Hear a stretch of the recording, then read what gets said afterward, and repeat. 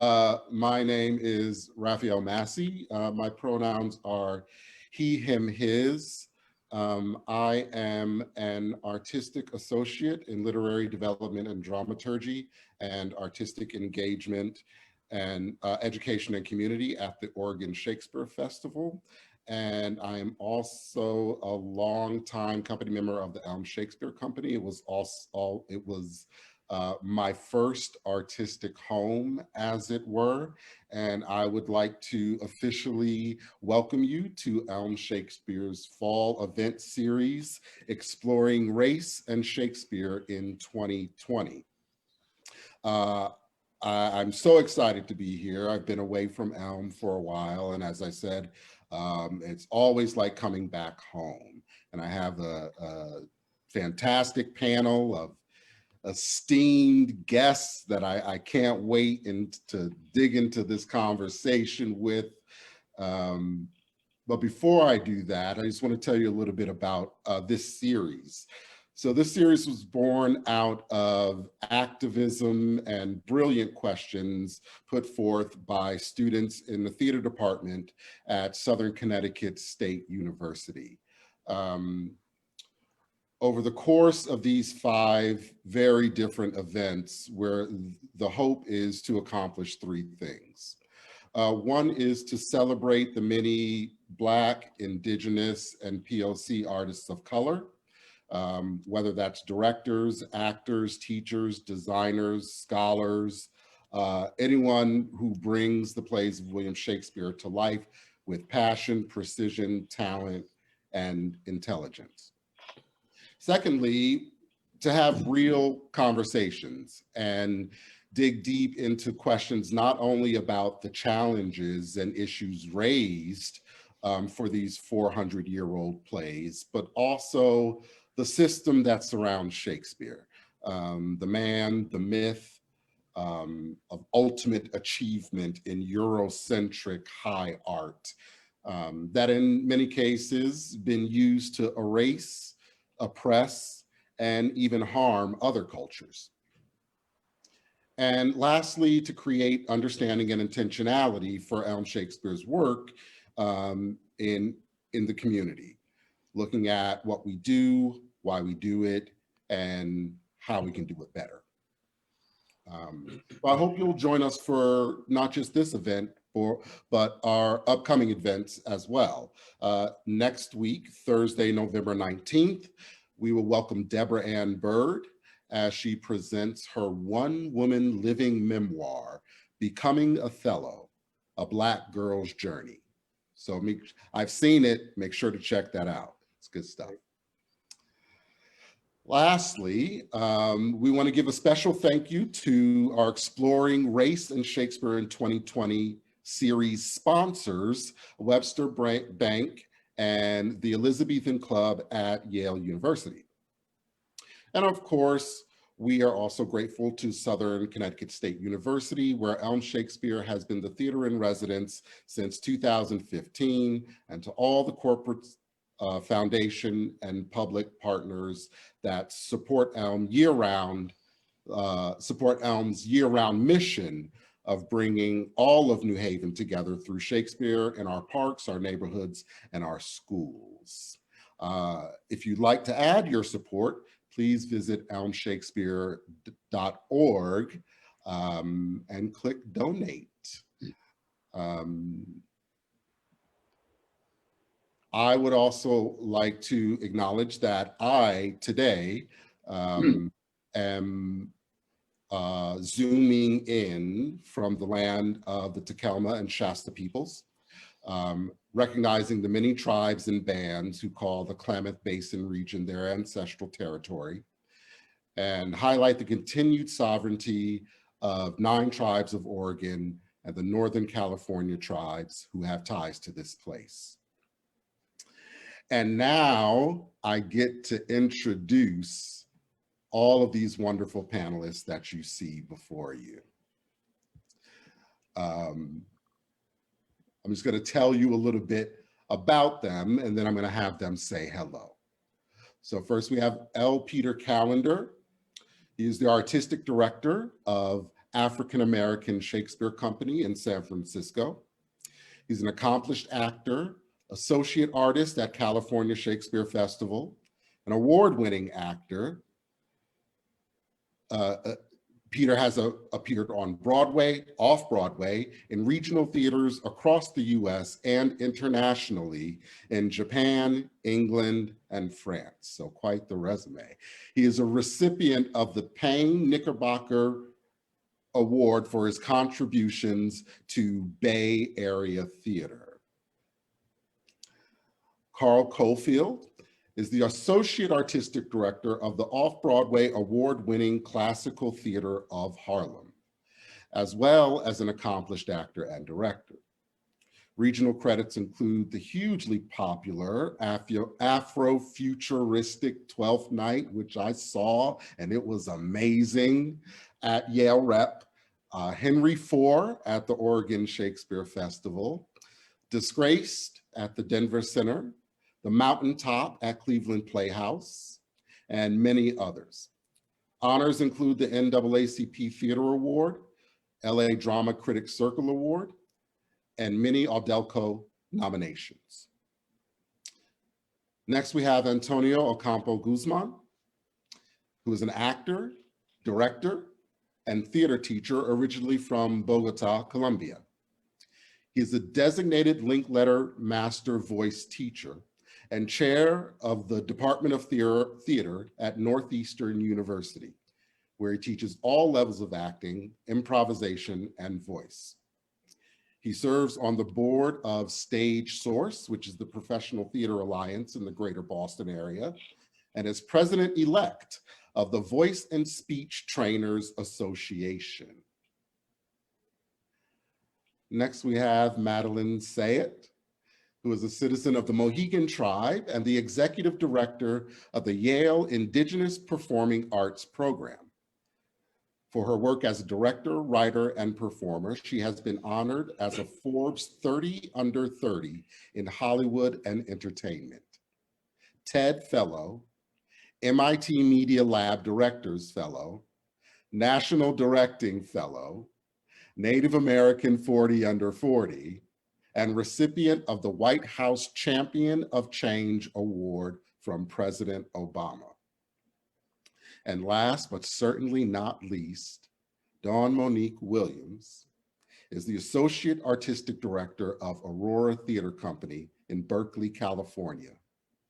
She is an award-winning director working regionally and internationally, and was both an Artistic Associate and Killian Directing Fellow at Oregon Shakespeare Festival, where she directed Merry Wives of Windsor in 2017. Dawn has received the Princess Grace Theater Fellowship and a TCG Leadership U residency grant. Dawn is a proud member of the Stage Directors and Choreographers Society. So first, welcome to everyone. Thank you for being with us. Thank you for joining us. Some of you I know, some of you I've just met, and it's truly an honor and a pleasure. And now I'm going to stop talking for a moment anyway. And I'd like everyone to just go through and say hello, share your pronouns, your acknowledgement, and introduce yourselves with your voice. We'll start with Peter. Okay. Wow, what an amazing panel. Thank you so much for inviting me to this esteemed panel. I'm L. Peter Callender, he, him, his, Artistic Director of the African American Shakespeare Company in San Francisco, California. I've been the Artistic Director going on 11 years. Shakespeare has changed my life. I studied, I got into Shakespeare very early in my life in high school, and I would like to think that Shakespeare saved my life. Shakespeare connected me with poetry and style and wisdom. The language of Shakespeare became my language for a number of years in my life. Certainly after high school, I went to Juilliard School, then went to Webber Douglas Academy in England, and all these influences, working with the esteemed voice and text coach, Patsy Rodenberg, just really changed my life. And I owe Shakespeare a great deal. So that's been my background over the years, and I look forward to this conversation about Shakespeare and race. Thank you, Peter. Welcome. Thank you. Carl? Hi, everyone. My name is Carl Cofield. Pronouns are he, him. I'm zooming in from the Muncie and Lenape lands in West Orange, New Jersey. Bom, bom, bom. I am thrilled to be on this panel, quite frankly, with these esteemed theater makers and practitioners. So the honor is mine. Thank you to Elm Shakespeare Company. Thank you, Rafael. Thank you to Rebecca.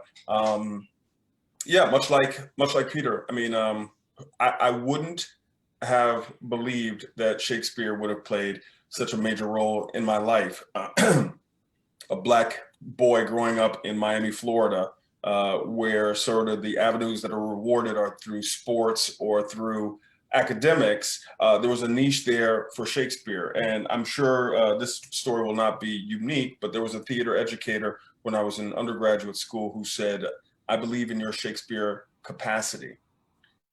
I didn't see it at the time, but I think that's one of the major things that great educators do, right? They see something in you that you may not see in yourself. So that really started the love for Shakespeare. And to Peter's words, it really did change the trajectory of my life. And I'm very, very happy to be here tonight. Welcome. Antonio. Buenas noches. Mi nombre es Antonio Ocampo Guzman, and I'm zooming in from the ancestral lands of the Wampanoag, Massachusetts, and Pawtucket people, also known as Boston, Massachusetts. But I was born in Bogota, Colombia, which is the ancestral land of the Muiscas and the Chibchas. And I am very humbled and intimidated by this panel. People that I've heard about, read about, but never actually met. So I want to thank my friend Rebecca for inviting me to this. To be frank, I am done with Shakespeare. I'm in the middle of writing an essay for a book called My Farewell to Shakespeare. And I started Shakespeare as part of my colonized education in Colombia. I went to an English school in Colombia. And then I came to the United States for 1 month to do a training workshop at Shakespeare Company. So I also want to acknowledge my teachers, Tina Packer, Kristen Linklater, and all the faculty at Shakespeare Company. And then that month turned to 27 years, and here I am. And then last year I realized I'm done with Shakespeare. I don't want to do it anymore, both as an actor, as a director, and certainly as a teacher. And we can get into that a bit more.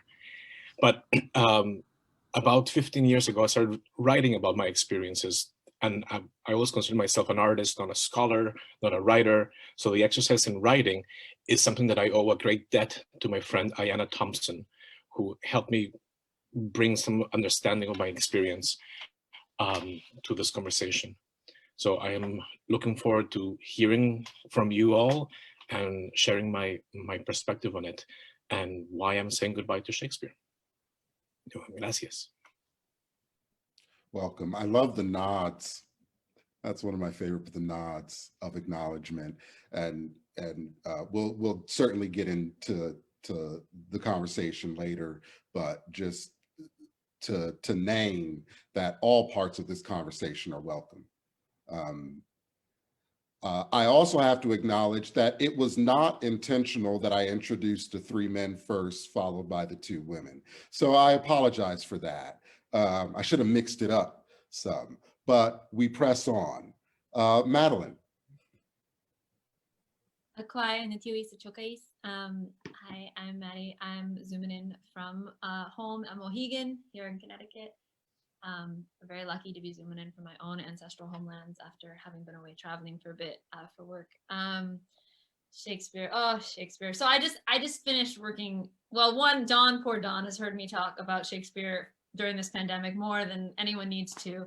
And we just finished working on a book chapter called The Shakespeare Problem. So,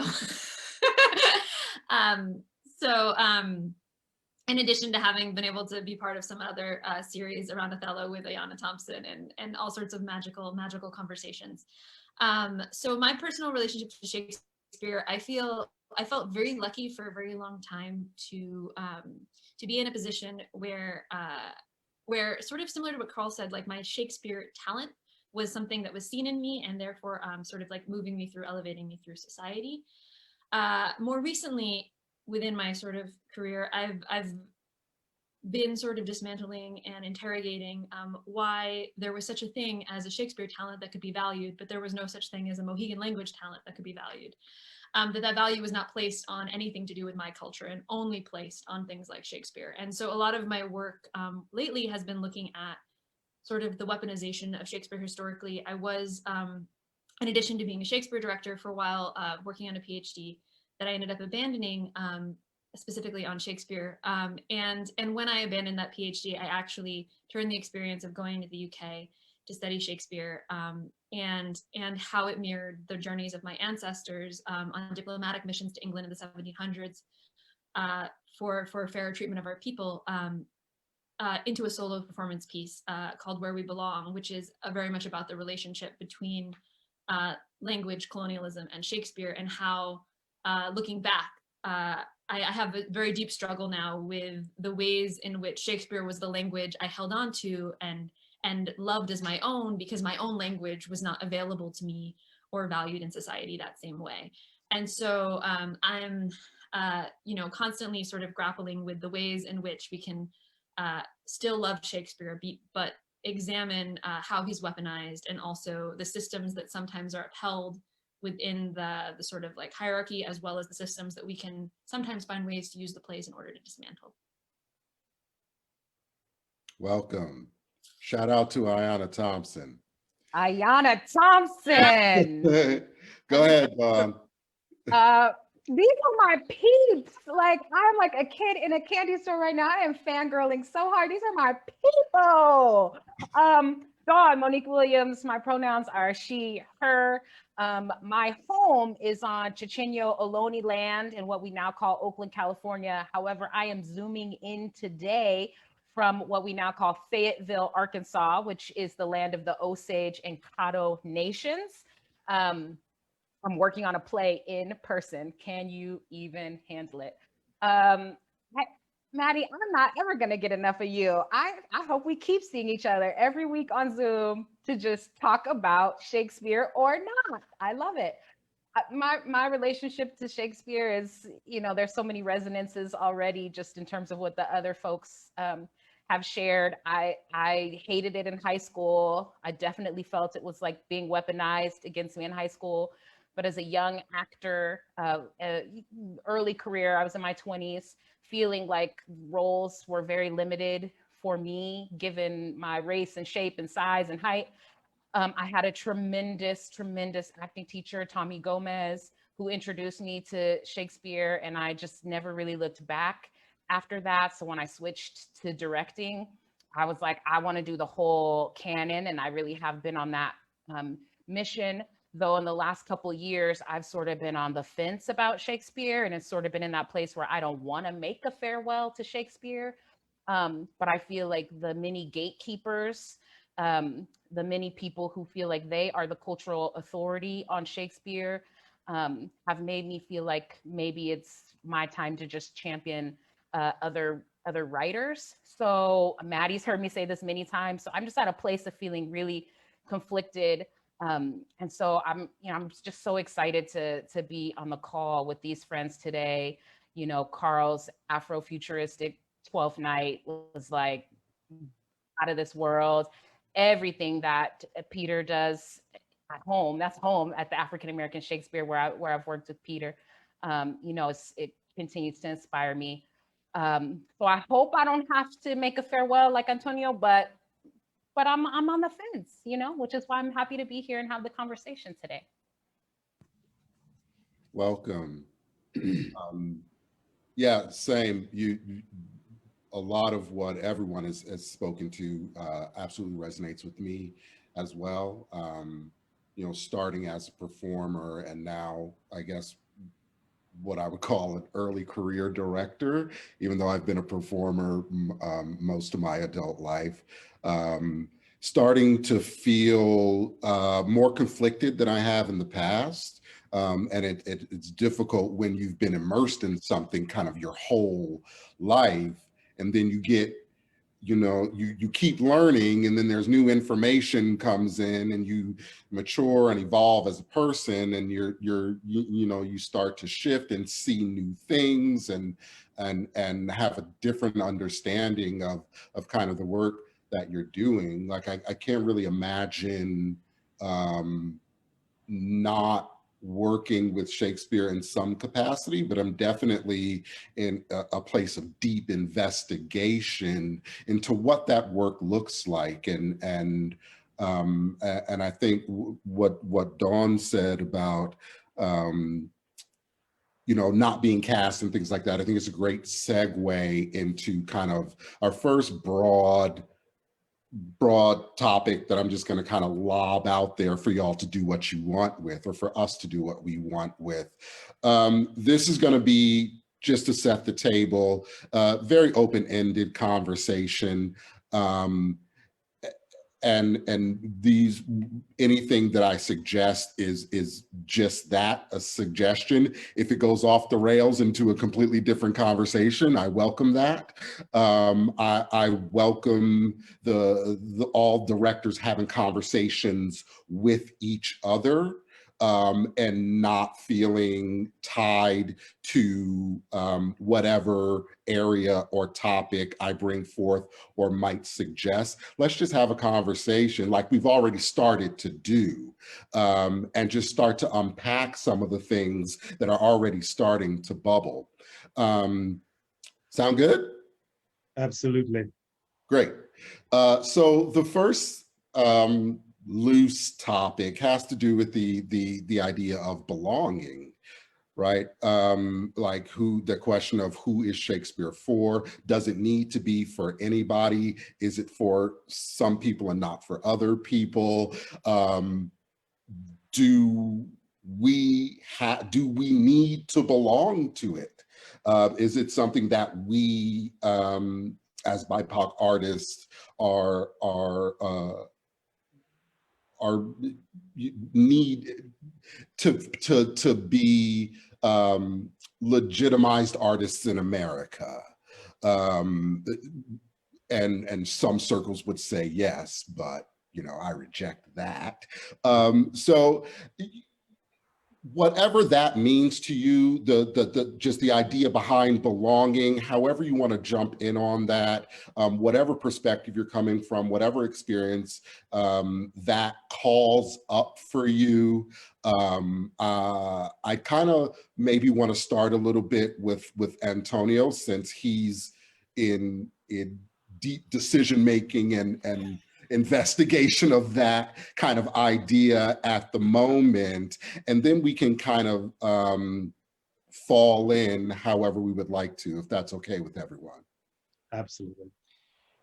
Sure. And I also want to acknowledge one thing at the onset, which is that I have struggled a lot whether or not to call myself a BIPOC artist or not. And my own personal identity is rather complicated when it comes to the genes in my bloodstream. But at this moment in this day and age, I choose to call myself a white Latino immigrant from Colombia in this country. And just remind that this country's name is the United States of America, not America. America is a huge continent. So I guess the first thing that I want to say is that when I was growing up in Colombia at an English school, I was colonized. My education was totally colonized, but everything in Colombia is colonized because of the Spanish. But anyway, that's a different story. But I was introduced to Jan Kott's books on Shakespeare contemporary. And I remember reading about that and how anybody could access Shakespeare, have a sense of belonging in Shakespeare, and this notion of Shakespeare being universal. And so anybody could find themselves in Shakespeare. So I grew up with that. Plus, I grew up, of course, studying English literature and European literature. And so in our school, Shakespeare was the thing. And because I was interested in theater and in poetry and in public debate and public speaking, then it was kind of the thing that I did. And I did not excel at sports or much else except academics and public speaking and whatnot. So I did a lot of Shakespeare. And so there was a sense of belonging because it was something that I could attach myself to. But that came in parallel with belonging to theater. And it's really hard for me to help people understand what it was like for me to grow up as a theater person in Colombia in the 1980s, because so much had to do with my own sexual orientation and finding a place where I could belong. The gist of it is that the life that I was designed and educated for was not the life that I ended up living. And so theater, and therefore Shakespeare, was a way for me to find a place of belonging. And then, of course, when I came to the States, and I trained as an actor in Colombia, and we did Shakespeare in Spanish, and it was this notion that Shakespeare belongs to all of us, and even in translation, we could relate to it. And of course, we could relate to the stories, but not to the language itself or the structure of the verse or how the poetry actually works. That's something I learned here in the States when I came to Shakespeare and Company. But of course, there was a big sense of finding myself as a human being, as complicated and as complex as I am, through the training that I received at Shakespeare and Company, which is very particular, as many of you know. And through all the teachers that I had at Shakespeare and Company, including Tina Packer and Kristen Linklater and Kevin Coleman and Dennis Krausnick and Walton Wilson, who I think I saw in the room as well. It was an investigation of who I was as a human being, and Shakespeare was kind of a vehicle or an excuse, if you will. And I was totally signed into that idea. So that's kind of the context of it. And so for many years, I worked as an actor, and then as a director, and then as a teacher, or all at the same time, but very unexaminedly. And so it was really Ayanna, whom I met in 2006, when we were both teaching at Arizona State, invited me to consider it, to study it, to analyze it. And I wrote an essay at that time called My Own Private Shakespeare, or Am I Deluding Myself? Because I kept thinking, is it really mine? Or am I just putting on an air? Or am I just appropriating it as a way to say that, I exist? And mind you, this concept that, of course, needs a lot of examination of colorblind casting afforded me the opportunity to play a couple of roles in this country, but I never got cast in anything else. And a lot had to do with the way that I sound. And my refusal, even though I'm a voice teacher, my refusal to do anything about my quote unquote accent. When Kristen Linklater asked me, "You're a wonderful teacher, but what are we going to do about your accent?" I said to her, "The same thing that you did about yours, nothing."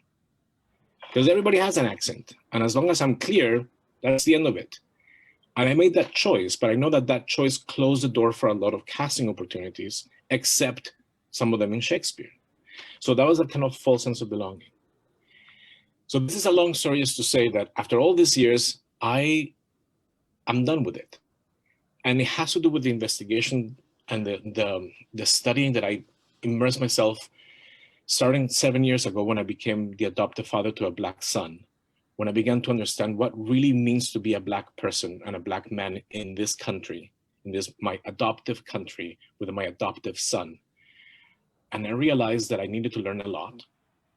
And of course, the events of this year have been deeply impactful, and my own understanding of anti-racism and social and racial justice and the layers and layers and layers and layers, it produced this sense in me that I needed to stop doing Shakespeare, that I needed to focus on something that was not really part of me, because I don't know what part of me it really is. And that I needed to, particularly, I stopped acting a few years ago just because I got bored of it. And I directed some Shakespeare, and some of it was, compelling theater, and some of it was a disaster. But some of my other directing is, if I can be pretentious, I think compelling. But I certainly was a really good teacher, or perceived as a really good teacher, meaning that I could really help people understand what they were saying and be really compelling. in their acting. But again, it was all about this Shakespeare. And I wanted to find out what would be available to me if I stopped doing that. What other things could be available to me? Many years ago at a VASTA conference at the Oregon Shakespeare Festival, actually, I asked a hypothetical question. What would happen in this country if we stopped doing Shakespeare for 2 years? If instead of producing Shakespeare throughout and having all these companies called the blah, blah, blah Shakespeare Company, we just didn't do it for 2 years, what would happen? And so I guess I finally arrived at this point in my life that I want to see what else might I do when I'm not belonging to the Shakespeare world.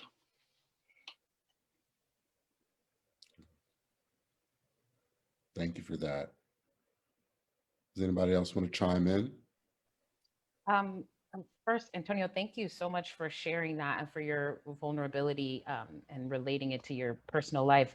So many things resonated for me in that, and just even the initial question. And you know, poor Maddie's going to hear the same thing a million times. But you know, my relationship was like, I hated Shakespeare. Then I fell all off in love with Shakespeare, and now I'm in that sort of like lapsed Catholic place of like, I don't know.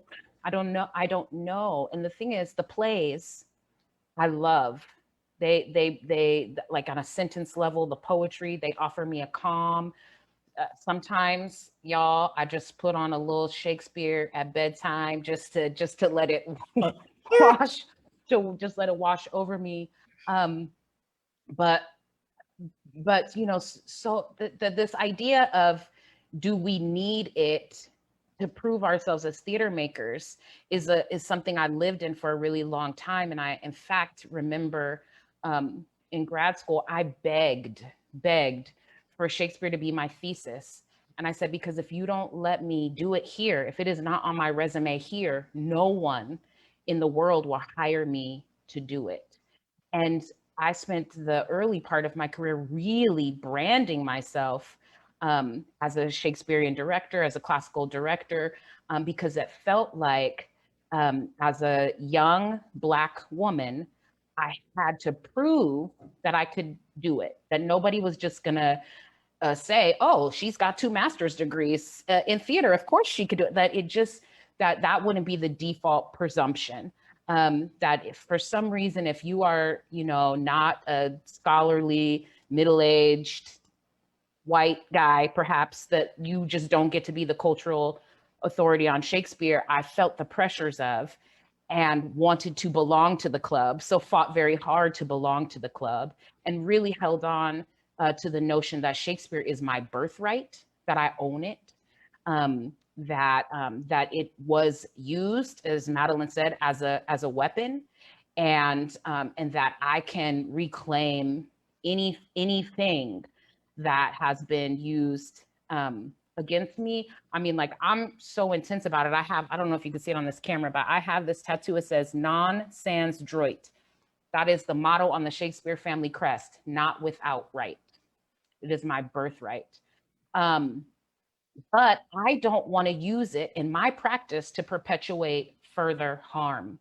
I don't want to use it in the classroom to make young actors feel like if they can't rise to it, that there's something wrong with them, that anybody's regional dialect is wrong for Shakespeare.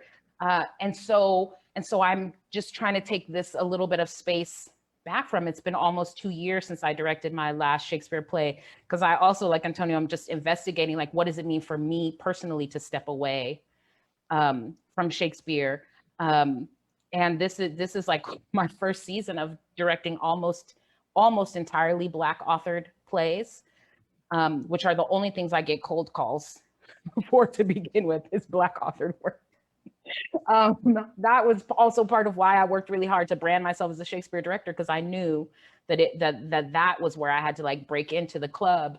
And I have to say, it feels good to actually be doing plays where there is a presumption that where I get to be a cultural authority, not the cultural authority. There's no monolithic anything in Blackness or womanhood or anything, but a cultural authority. That for the first time, I'm still responsible to mostly white male artistic directors, but the notes are different when it's Shakespeare versus Lynn Nottage. The notes I get, and that's where, for me, to Antonio's point, where it was like, do I have to keep doing this to myself? Do I have to keep showing up in a field that I've given my whole life and career to and still beg to belong, show up with my master's, I spent 6 seasons at OSF and still, have people question my artistic choices relative to Shakespeare because they, unconscious or not, believe it doesn't belong to me. And so maybe it doesn't. I'm not ready to concede that point. I want to still be like, it's my birthright. But I just, this year, maybe amidst this pandemic or coming off the heels of last year, it's just felt better to be like doing Lynn Nottage work, to be focusing on the work of Dominique Morisseau, to be working on James Imes' play. It's just felt better. I've just felt, I don't want to use the word safe, but I've felt cared for in the work in a way that when I'm doing Shakespeare regionally, I feel out in the cold. I don't feel cared for by those institutions. Whether it's the perception that hiring me was a gimmick for them or quota thing for them, I can't speak for their motivations. But I get notes after notes after notes that are trying to strip away from the production what for me felt like my cultural worldview, meeting Shakespeare where he is. So I'll be excited to hear, what the experience was for Carl, like at Yale, to do such an amazing, like Black AF production, 12th night. I mean, I hope they treated you right, brother. I'll leave it there for now because I don't want to speak more than my share. Well, I just don't want to follow Carl. So I do not want to follow Carl at all. Look, thank you both. And Dominique, see, I just called you Dominique. Dawn, it's a pleasure to see you and that wonderful smile. So there I was, a young Black kid, born in Trinidad, West Indies, growing up in the Bronx, going to PS 80, British West Indian accent, right? Trying to make my way with a single mom in the Bronx. My mother was a nurse, worked 3, 4, 5 jobs just to make sure that I did not, speaking of Dominique Morisseau, did not follow that pipeline to jail. So, and then I got it. It was either athletics or acting for me, right? I was very much into football and soccer and running track and all that, very athletic. And I thought to myself, okay, it was either DeWitt Clinton High School in the Bronx or Performing Arts High School in Manhattan. I auditioned for Performing Arts and I got in. And in my first year, my mentor was the first Black actor to graduate from the Juilliard School, Group 1, James Moody. And James Moody came to Performing Arts High School. And that was the beginning for me of a ride on the lyrical bandwagon of Shakespeare that I thought that it just made my world complete. There I was studying with this man, again, the first Black graduate of the Juilliard School, who took me under his wing and taught me that I can do anything, that I can speak this language, that I can understand the language, that it was there for me. It wasn't this particular special thing that only certain types of people can do. I saw him do it, and I saw him. And it's interesting, we refer to Shakespeare as it. I made a note about that. It's, for doing it. We all can share that thoughts about that. But he made it clear that I can understand Shakespeare, and out of these beautiful thick lips, the language can still be heard and resonate and be clear. There was a reviewer back in the day in New York by the name of John Simon, I don't know if anyone knows who that is, but over the years, right? And John Simon wrote for the New Yorker, and John Simon was the worst. I worked for Vinette Carroll at the time. Vinette Carroll hated him with a passion because he would say things like Black people should never do Shakespeare. Black people should never dance, never create ballet. We could not. Our bodies just were not formed to do that. Our lips and our articulation capacity could not present Shakespeare in the way Shakespeare. And to me, that was a challenge. And to Jim Moody, it was a challenge. And to my fellow classmates at Performing Arts High School, shout out to PA, it was a challenge. And so over the years, I knew I had a certain understanding for the work. And over the years, I made it my joy to learn as much as I possibly could about this playwright and about why he wrote the way he did, and understand the language, the lexicons, the variorums, the things that I could put my hand on were Bibles to me, because I wanted to prove not only to John Simon, who can give a good gosh darn, but to myself and to people that look like me, that this language can be ours as well. This language could belong to me. So over the years, my love for Shakespeare grew and grew and grew exponentially. I've done 24 of the productions, directed about 10 or 12 of them. But certainly there's been an evolution over the years. If you came to me 20 years ago and said, yeah, we've got this organization called the Play On Initiative, and we want to take 25% of Shakespeare and throw it away because it just doesn't make sense to a lot of people. And, you know, maybe 27% of it, it's just, and we want to infuse our own language. And we want Marcus Gardley and all these amazing playwrights, Amy Freed and so on, to Naomi Izuka, right, to come in and rewrite. I'd be like, what? Are you kidding me? That's Shakespeare. What are you doing?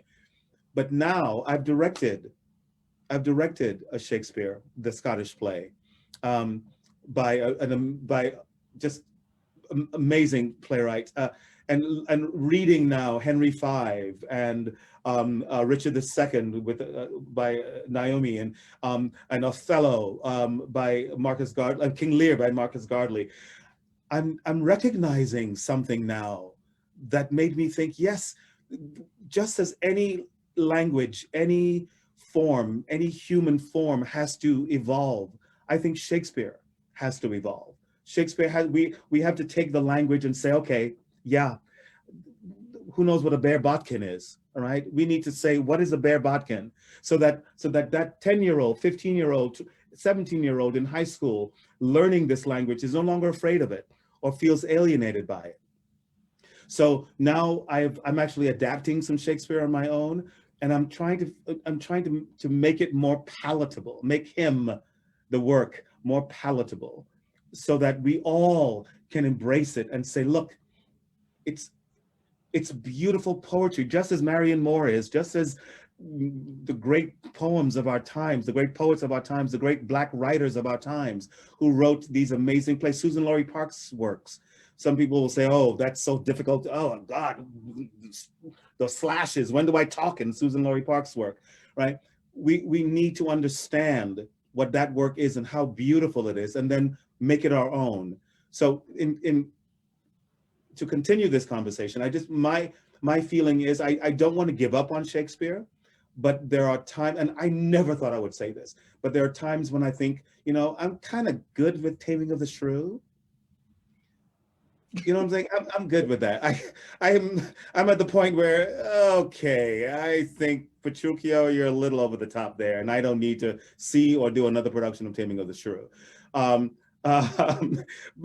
you know, and you know, Othello, I can still work with Othello a little bit, but I think there's some new understanding about learning Othello that I would like to pass on to the younger generations. Or even I would love to play Shylock, but I'd like to make my Shylock to be an Ethiopian Jew, not just you know, so that I can play with that, the Blackness of that, and create a new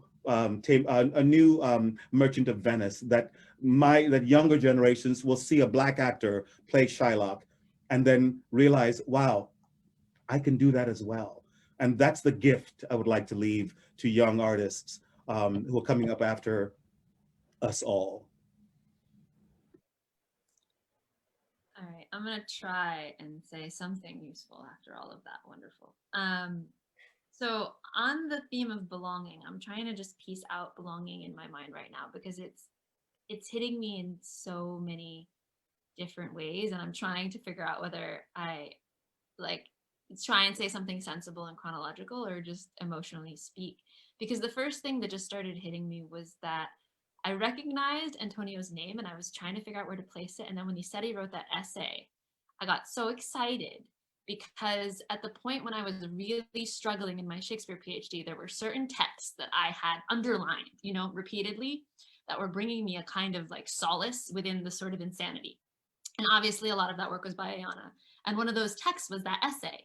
And I just keep thinking like right now when we're in all these conversations where we're actually grappling with what it means to be doing Shakespeare and the complexity of that, that actually probably the greatest sense of belonging I've ever felt in Shakespeare has been being a part of these conversations. And just how grateful I am for like everyone within the field doing this kind of deep interrogation of the work. For me, Shakespeare originally, I first started getting taken to see Shakespeare by my mother, outdoor Shakespeare in our area where, you know, there were Native people in it. There was everybody in the area was in it. It was just free outdoor Shakespeare. And so I wasn't afraid of it because I was just a little kid and people would wonder what was going on and I would explain to them what was happening. And my mom thought, oh, this might be useful. And so she encouraged me to keep going by giving me good snacks. And I like looking back, I say like, oh, I loved the plays, but really like there was good snacks and there was people running around a field acting crazy. So the combination were definitely, you know, part of the lure. But then as I got older, you know, what I realized was that Shakespeare was readily accessible the entire time I was growing up, but it wasn't until my final year of my undergrad that I found out there were Native playwrights, that I even found out. I knew we had our traditional stories, but there was no exposure to even the idea that there were Native playwrights. And that's no accident, that systemically the way that, you know, different kinds of art are valued and made illegal in this country historically has placed things that way, that Shakespeare is a part of the Common Core and that, you know, there's been long periods of history where Indigenous art is illegal.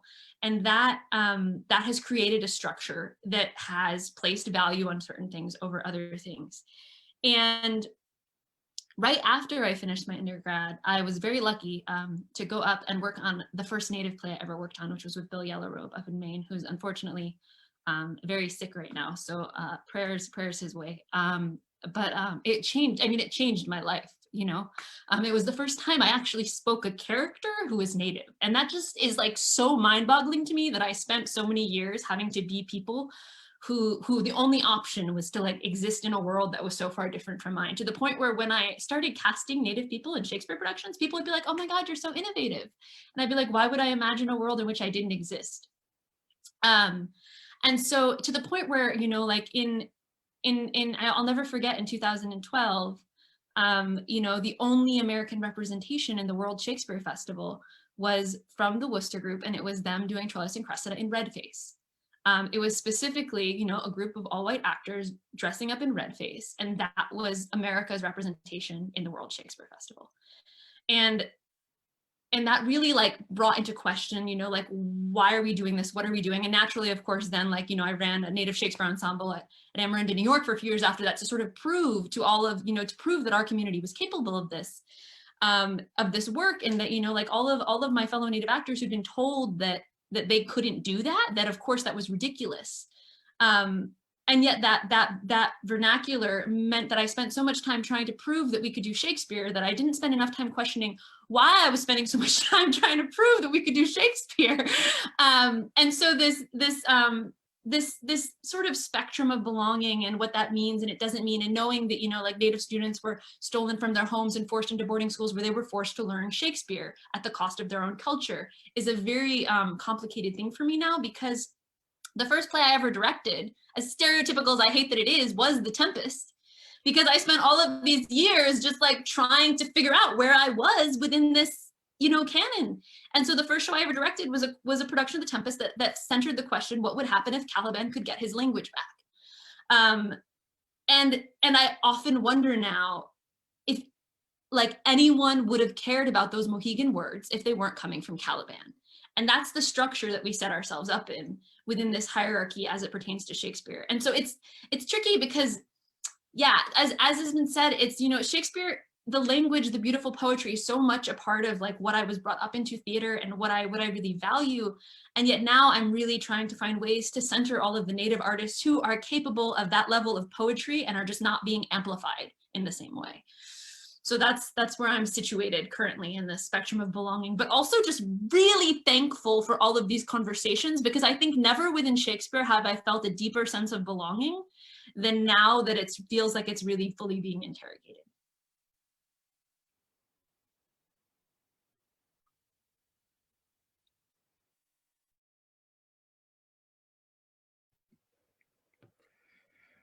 Thank you for all, like, it's crazy. I have all these different small prompts to to kind of forward the conversation. You guys have already hit like almost all of them.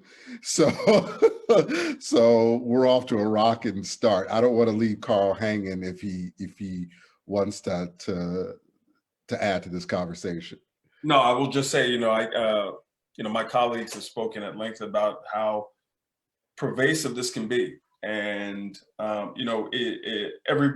that Maddie said has resonated with me quite profoundly because, I come from, like a lot of people here, my entree into it was through a conservatory. And that has sort of been the gold standard. You have to rise up to do Shakespeare, right?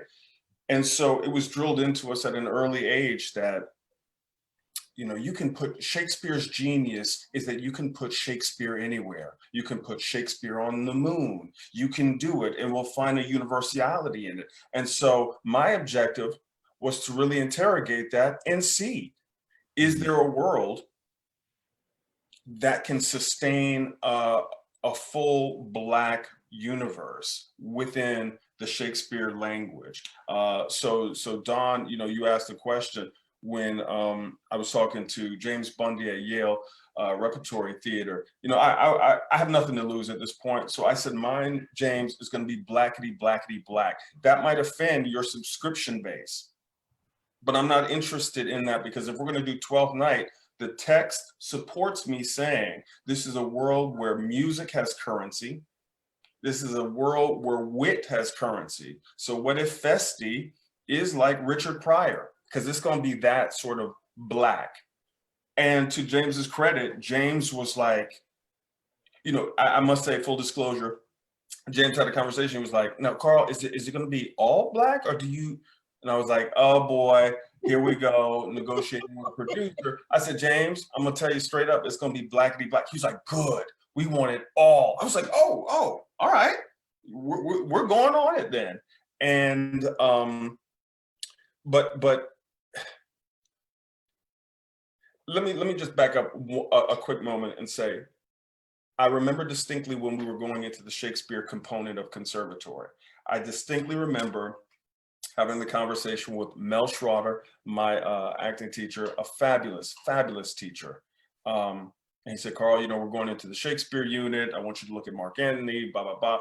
And I remember saying to him, Mel, Shakespeare has never messed with me, and I'm not going to mess with Shakespeare. And the two shall never meet. Like, there was nothing in this conversation for me there's no table setting for me at this table. I'm not going to walk around in a toga or, to be or not to be. And he pulled me aside and said, I believe in you. And so I say this story to say that as a Black man growing up in the 70s, in the golden age of hip hop, when I finally got a chance to break the text down and see that Hamlet is going through the same thing that the Notorious B.I.G. is going through, right? I was like, oh, that's my hook in. When I look at a Falstaff who likes to drink, likes the ladies, I was like, that's my uncle in the barbershop. So to everyone's point, this is some of me too now. And hearing the wit the language, the wisdom that Shakespeare, for right or wrong, has grown up in the Black vernacular now. So there's some sayings that I'm coming across in the text. I'm like, oh my God, that's my grandmother. Like, there's a connection here. So I always tell my students and people who I'm working with, although Shakespeare might not have been writing with us in mind, even though I would push on that a little bit, because I like to look at Aaron the Moor. You want a white woman? What's going on here? I look at Othello. There's a white woman here. So there's a pulse in there that he is thinking about, that sort of dynamic that we continually have to grapple with. But I say when Francis Scott Key wrote The Star-Spangled Banner, it was written one way and resonates with an audience one way. When Jimi Hendrix puts his hot sauce on it and unlocks it, it resonates even more to a different demographic, right? And so lastly, what I will say, and Antonio, I would love to hear your thoughts on it. We have been taught that Shakespeare is so precious and it must be spoken in mid-Atlantic, flattened out, whatever. So when Maddie is asked to leave herself outside of the work, that's the real thing we're talking about. That's the genesis of this white supremacy sort of thing around it. I want my actors to not treat Shakespeare so precious. He's making up words. So let's scat. What do you sound like? And, you know, I remember Maddie having a similar conversation with an actor that I cast. I was like, no, you know, loosen it up. And he said, you mean I can be Black? And everyone's response is exactly the response I had. I was like, what else would I want you to be? I cast you because I want you to bring your full organic self to this text and see Amen. whatever dramaturgical language we create. And that's what it will be. We're not going to do you imitating to be Kenneth Branagh doing Henry Fox. That's a recipe for disaster, right? Let's see what you from North Carolina with the beautiful diphthongs and everything, what does that do to unlock the language? So that's a long-winded answer of saying that I feel everybody's dilemma about like, yeah, why are we even doing this? For me, I'll speak from the eye. I'm doing it to challenge a dramaturgical rigor that if I believe it, and I have not only a dramaturg with me, but a cultural dramaturg, because I want to make sure that what I'm putting out there resonates. So when Falstaff is a Black man and he is denied by Hal, a white identifying person, to me, that is emblematic of what Elvis does when he's learning rock and roll in the blues. And then you dismiss the people. But I need a cultural dramaturg to see, is that really gonna land, right? With what I'm thinking and what I'm trying to create. I've had those exact conversations with actors too, Carl. I did a Romeo and Juliet where, you know, both the Romeo and Juliet, I mean, many actors in the cast were Black and other people of color, but they were so nervous of the exact same thing, that they would have to show up and do, you know, a stage standard, which I don't even believe in. Antonio, I hope that's not. I mean, who's a standard? Who's but like that mid-Atlantic, it's made up. Movie stars made it up. It's not even, nobody actually talks like that. So I'm moved to know that like we're all having these same conversations with actors, and that at least this group in our approach, we want to be life affirming. Like, I do not want to be doing this if it is harmful to Black and brown bodies. It needs to be life affirming, because that's what it was for me. And I also love, you know, that we're bringing our mentors into the room. You know, both Peter and Carl have named these great mentors, because that is what Tommy did for me, you know. And I was like, well, I only ever play like these stereotypical roles. And Tommy said, well, have you ever thought about Shakespeare? And like, I mean, I wasn't as clever as you, Carl, to say Shakespeare never messed with me, I'm not gonna mess with him. I was just like, I don't get it, it's boring. But Tommy told me, you know, more actors of color, this was in the 90s, so I don't know if the statistic is still true, but more actors of color get employment working in the classics. And so I was like, oh, word. And then of course, you know, not to reveal anything about Peter's age, but I had great actors at home, Peter, Aldo Billingsley, who I could see Black actors in these roles. And that also was a tremendous help to me. Tommy Gomez is Chicano. So, you know, so to have these role models was also so important when I was, you know, still in my mid 20s, still wanting to be an actor. And even then I wasn't tripping at that time off of what we now call the Black canon. I just was like, oh, it's muscular. I get to work. I get fly through the air. I get to, you know, it was like the most work I had been asked to do as an actor was in these Shakespeare plays. So I fell in love with it. I also just want to say I love how much Ayanna's name has come up in this conversation. I think one of the Elm parts of this Elm series will be a talk with Dr. Thompson, and because I discovered her in grad school, like you, Maddie, and I mean, like I just heard the books, the interview, it's just dog-eared pages, because I didn't even know that there were Black scholars investigating this, and it was through Ayanna that I discovered Shakespeare and Sable, which is actually a very old text, but it like, yeah, right, Peter, when you say biblical, I mean, not Shakespeare and Sable is like, that goes with me wherever I go. I mean, just, that was like affirming to get that and say, oh, I'm not the first, I'm not alone in this. I wrote about John Simon in my thesis, because at the time, like some of his last, you know, reviews he was doing was when Denzel was on Broadway playing Brutus. Yes. And I was, you know, in grad school at the time, and just, it's like all these things were colliding in this idea of like, we're held to such a high standard. You know, like it's the expectation that we can do Shakespeare, but where's the expectation that people could do Marcus Gardley? You talk about Marcus Gardley's Lear, that Lear is fire. It's amazing. It's fire. You know, and even Marcus's non-Shakespeare, but no, you know, so like you said, Susan Loring, I mean, like Maddie said, that there are native writers who write to this, you know, that could rival Shakespeare.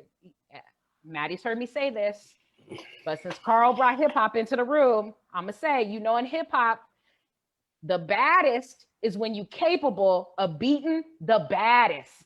So I'm like, if Shakespeare's the baddest, y'all what about? We could do other playwrights, we could do play on, we could do all of that. Because if Shakespeare is really what you say he is, that work is going to speak. He can speak for himself, Peter, not itself, himself. Yeah, himself. Right. Exactly. So it's exactly. hip-hop.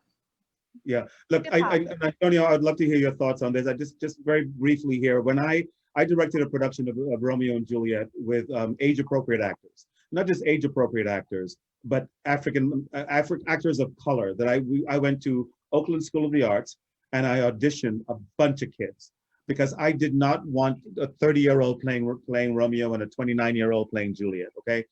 And I wanted Black kids, and I wanted to work with them. I had a 2-week mandatory, if you want to be in this play, you have to spend 2 weeks with me around the table to understand from 2 households to the final rhyming couplet, right? I want you to understand everything. And these actors were like, well, can I say it this way? Yes. How do you want to say that the Queen Mab speech? Do you want to dance through it? Let's see that. How do you want to make that rhythm when he's talking about Queen Mab? How do you want to play that? Oh, you mean I could rap it? Yes, play it, do it.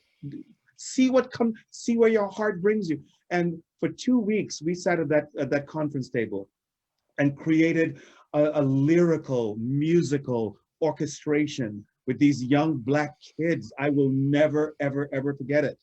and they're now working. They all went to grad school now. Yes, speaking of my age, my dear friend, they're all in grad school now and doing a wonderful work and doing Shakespeare and all that. But it started with that seed. And one of the kids in the middle of the session, maybe the third or fourth day, he said, "Peter, I think I've hit the jackpot."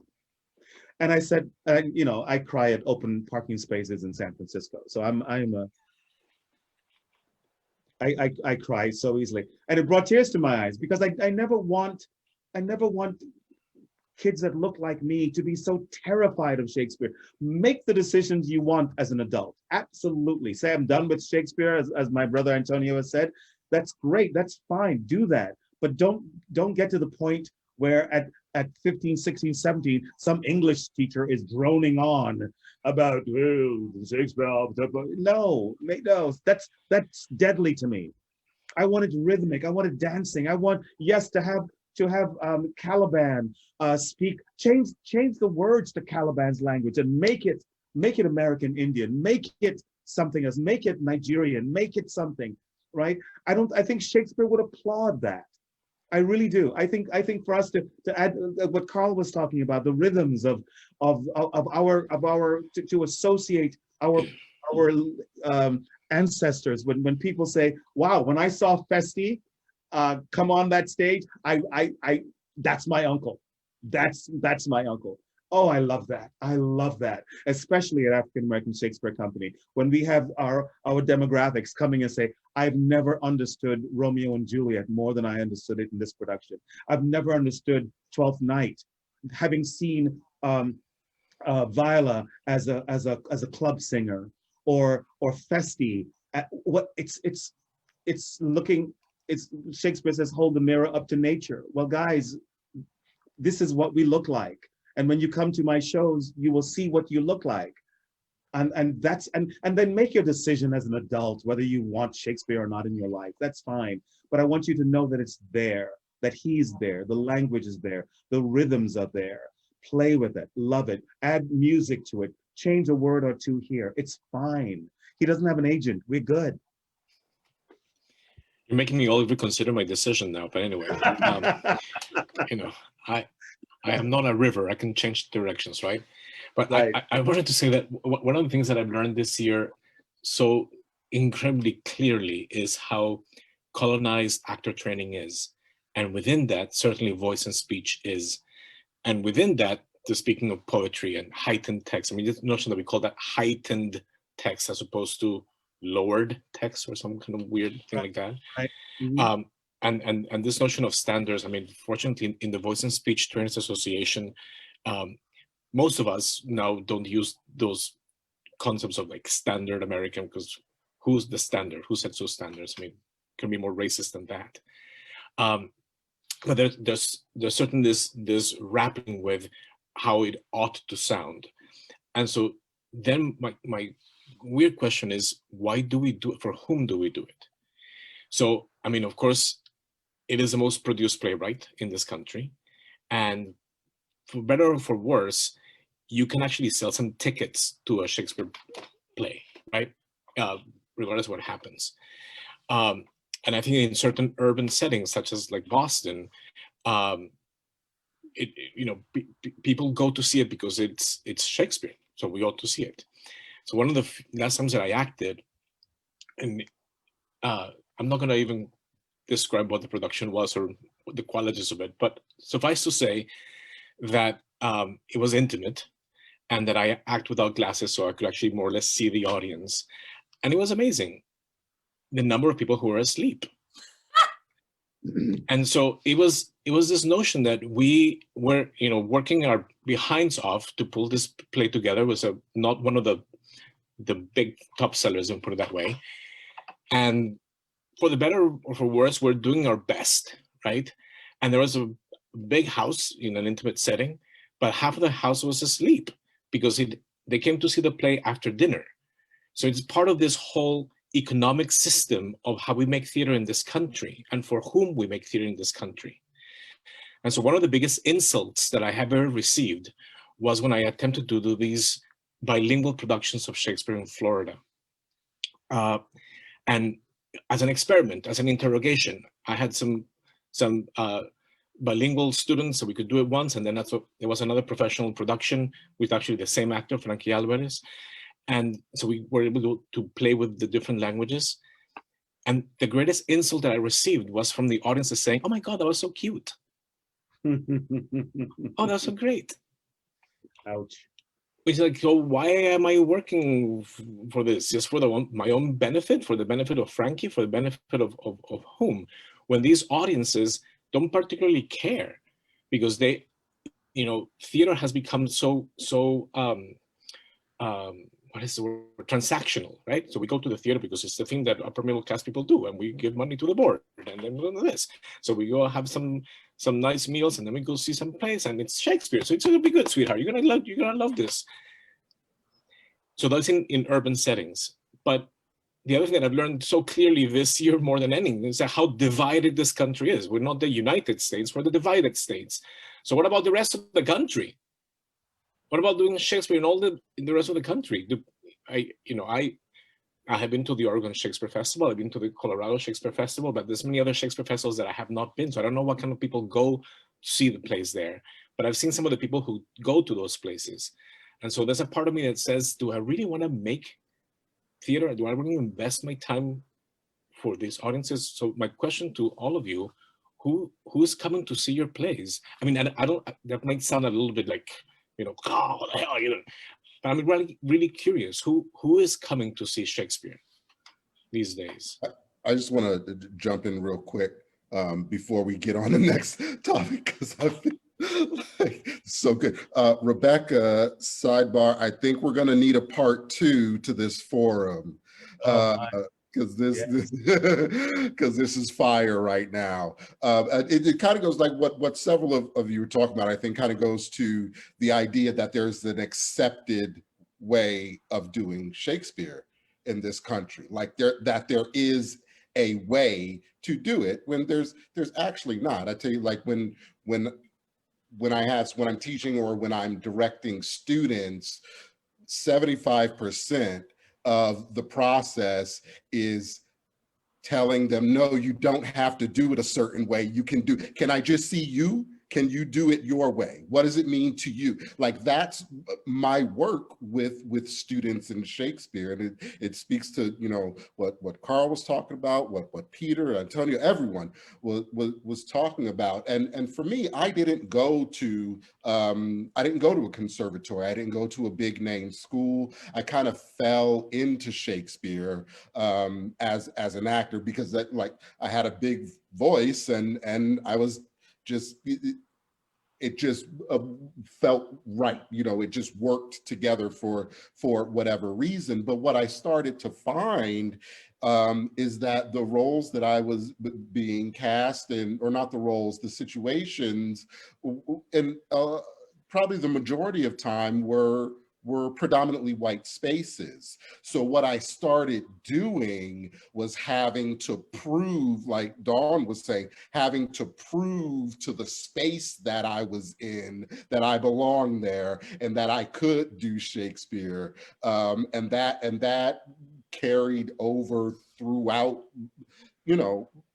maybe as recent as the last few years, where I went to grad school in England to learn more about Shakespeare to prove to somebody else that I could do it. And then at some point, I don't know when it happened, but at some point I'm like, why am I trying to prove to you that I can do it? Like, why am I trying to prove that I can do your stuff? I'm just gonna do my stuff with this language and these words and these situations, because I've done the work, I've learned about it, but it still didn't feel complete until I stopped trying to do it for somebody else. And I think sometimes,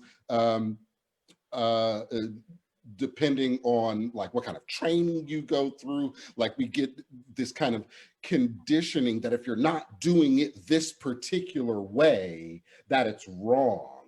And that's something that I reject, and I think is an inherent problem. And there's economical factors, there's educational factors that go along with all of it. But just so much of what everyone was saying just really resonates with me. Before we jump into more discussion, I do want to invite our viewers to, at this point, I don't know if we're going to get to them, but there is a question and answer tab if you are viewing and have a burning question that you would like to pose to the panel.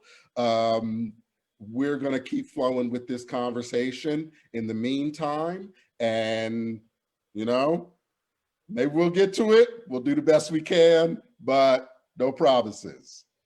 Okay, thanks. Yeah, and Antonio, regarding your question, who's coming to see Shakespeare? I think it depends on the demographics. I think Elm Shakespeare's audiences are going to be different than African American Shakespeare audiences, right?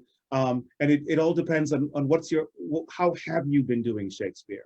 Like Shakespeare's going to be taught in the schools. He is. The work is going to continue to be taught in the schools. And what I want to do, certainly what we want to do, Sherry Young and myself at African American Shakespeare Company, is to make it more palatable, to make it more, for the audiences to come there and sit in the dark and say, oh my gosh, I'm here to see Shakespeare, and look at these people of color coming on there. They're just seeing it in the photos in the program. There's all these beautiful dark-skinned actors. But it's how we present it. And I directed a recent production of the Scottish play where it was a homeless encampment. And of course, you cannot hit a 9-iron in San Francisco without the ball landing in a homeless encampment. So people were immediately set up for some kind of ethereal situation there. The entire walk through to the stage where the audience came through was lined with throwaways, right? There were people, there were bags. So there was a feeling instantly about this. And the war that the Scotsmen had just fought was the war with the police while they were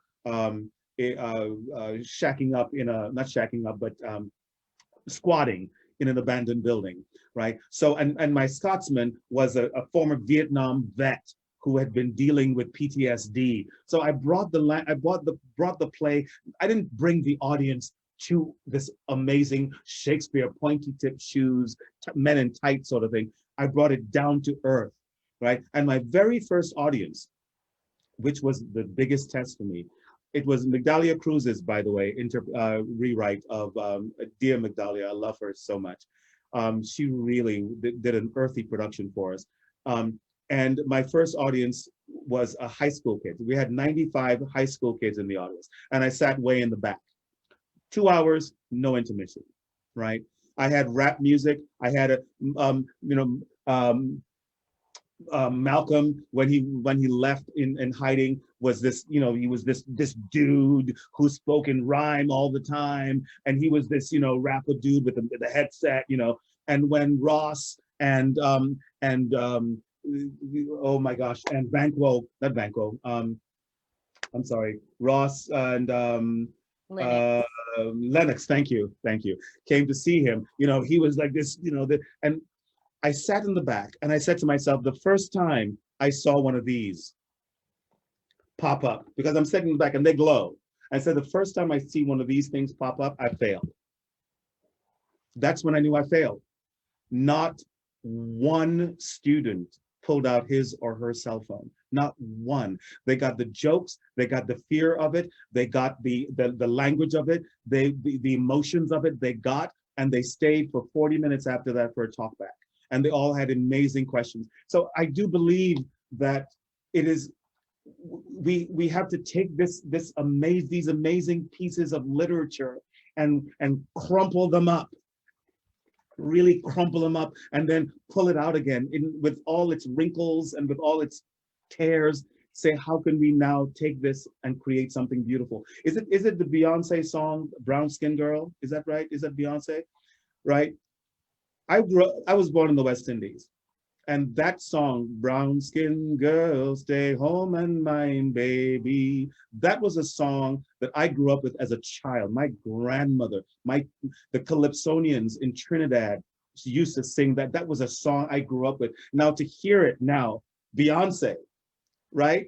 To take that language, that rhythm, that song, that bit of my culture, and now make it contemporary in 2020, 2019, 20. And now everybody sing Brown Skin.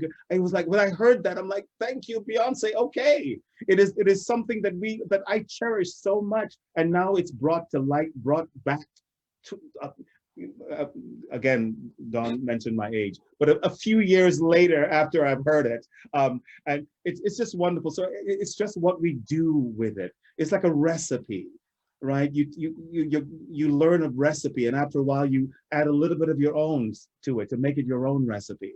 And that's what I think we need to do with Shakespeare. And again, there are Shakespeare plays right now that I'm like, okay, okay, I'm good with that. But there are a handful that I still think can be relevant and can be played with and can be manipulated and danced to and sung to, that can still make us understand our own culture. And one more thing, I think I hand it to my love of Shakespeare, my introduction of Shakespeare, that has influenced everything I've done in theater. Everything I've done in theater, from my directing, the awards I've won, the shows I've done, to my acting work, my speech, my diction, the things I've learned, I attribute it to Shakespeare. I attribute it to that lovely speech that Hamlet has, "Speak the speech, I pray you, as I pronounce it to you, trippingly on the tongue." That is Shakespeare telling us how to act, not just his words, but in general. And I attribute all the success I've had with learning this text and learning to articulate and what imagery means, right? And what the scansion, and what is a trochee, and what is a spondy, and what is an Alexandrine, and how to bring that into my current language. I attribute it to that. Sorry, again, we need a part 2, sorry. I just want to complicate this by saying, though, that there's also like all of that is true, and also, like, when I went to the UK, by virtue of sitting in England, not by necessarily having learned anything new, but by virtue of sitting in England and people thinking I was sitting in England studying Shakespeare, the number of offers I got to direct things just went like through the roof, because they were like, "Oh, Maddie's in England." And so I think that that's also really a part of what we need to grapple with and question, right? Is like, what makes you qualified to work on Shakespeare? Because the hierarchy is ingrained in our ways of thinking about that right now. And I mean, even with the Native Shakespeare Ensemble, a large part of the reason why it existed was also because of this realization, like Dawn said, that so many of the actors of color who are being cast in Shakespeare. And at that point, honestly, a lot of Native actors weren't being even cast in Native roles, and red face was really predominant. So the argument was, all right, if everybody has these roles that people will look at a resume and say, I know who that character is, that will actually somehow significantly influence the presence of Native actors within the field. But that is also ridiculous. It's ridiculous that I would have to go to England and not necessarily learn, like, I don't know that yes, I learned that Shakespeare was a weapon by having to do studies, but that's not what they thought I was learning over there. They thought I was being indoctrinated into the system of correct Shakespeare, and thereby they thought when I came back, I would somehow be a pure Shakespeare specimen. And while I was over there, I remember tracking the processes by which artists of color actually made way into directing at large mainstream theaters. And very often it was like a slow system of like, oh, a British director of color would be allowed. And then, and it was just really interesting to see the ways in which, like when we started the Native Shakespeare Ensemble, the actors even were like, so are we wearing puffy pants or are we wearing feathers and fringe? Because it was either one thing or the other. It wasn't just, as you were saying, like being allowed to be yourself fully within the text, as both Peter and Carl were saying, which is really the most important thing. So I think that that's something that the Shakespeare field needs to interrogate. And I feel like I'm very aware of right now, only because I have my first real full batch of Shakespeare trolls, because I wrote this article called Interrogating the Shakespeare System. And I didn't say to cancel Shakespeare, but lo and behold, you would think I did by the way that everyone is responding. I got a fresh batch during election week. It was like they got aggravated with the way the results were going, and everyone was like, well, let's yell at that Shakespeare girl some more. They got an amazing article, Madeline, by the way. Amazing. It really was. It really was. Rafael, are you looking at the chat? Because there's a question about, as a high school English teacher about to start Macbeth with my 10th graders as their first encounter with Shakespeare, how would you define success? I think that's a terrific question for the panel. Yes, I was going to get to those in a second. Sorry, my brother. I'm sorry. Who's so sorry. hosting this, Peter? I know, my bad. I'm so sorry. It's all good. It's all good. I just wanted to say to Maddie really quickly, same, like as soon as people find out that I got my MFA in England, it's like, oh, he must know what he's doing. You know, which may or may not be true. I like to think so, but they don't know that. Yes, to these questions. So we have a handful of questions. There's 3 questions so far. Since you mentioned it, Peter, let's go ahead and jump into that one really quickly. As a high school English teacher about to start Macbeth with 10th graders with their first encounter with Shakespeare, how would you define success? So I think it has to do with the questions they ask. I think it has to do with oh, I want to play that role. I want to play that role. Can I read this role? Can I read that role? It has to do with the how you present. There's no name there. High school teacher. How you present the work, how you allow the students to play and dance and change the rhythms and orchestrate the language. I think that's when you know that you're having success, when they're there early and want to stay late, when they're talking and sharing ideas with you, when you've not said anything about a specific accent or a specific way of doing it. When you say, this is the porter. He's there, he's in this castle, he's in this place, he's in this house. Roger, how would you interpret the porter? Everyone give Roger and Roger will talk about, okay, I'm from the Dominican Republic and this is how we speak, or I'm from Trinidad, this is how we speak. Okay, speak the way you want to speak, you know. And that's when you know you will have success, when you allow the students to be themselves and to bring their own family, their own diction, their own style of speaking, their own rhythms to the language. The porter does not have to talk like this the entire time, right? God, please no. My porter was a Nigerian woman who spoke beautifully, understandably, but it was a Nigerian, it was beautiful. So the porter doesn't have to not like that all the time, right? So allow the students to be themselves, bring their own language, bring their own dialect, bring their own family situations to the language of Shakespeare. Yeah, I mean, I would say, you know, to that end, just meet them where they are. Yeah. You know, meet them where they are, and at the end of the day, where you get to, let that be enough. Anyone else want to chime on that in on that? All right, we are Madeline. Oh, go for it. I almost did. I realized you were at time. Yeah, I think that's really the thing, is just knowing that it's that it's poetry. And then actually secretly, I think what I really wish, and this came up in the conversation with Dawn previously as well, is that we spent as much time with other poetry as well, discussing it and really interrogating it and reading it and thinking about all the ways it relates to us in our lives. And that this whole idea that sometimes it's taught with right answers is just so destructive, because it, like, that's the beauty of Shakespeare, is the fact that there are these open metaphors that the audience has to fill in with their imagination. So whenever I teach it, I usually start with just the text and letting people like see what it conjures in them before giving them any of the history. Not that the history and the context isn't important. It is to understanding the whole piece, but to start with their ability to be the ones in control of their own narrative and their own interpretation, instead of all of the baggage that we tend to carry with it. Right. Well said.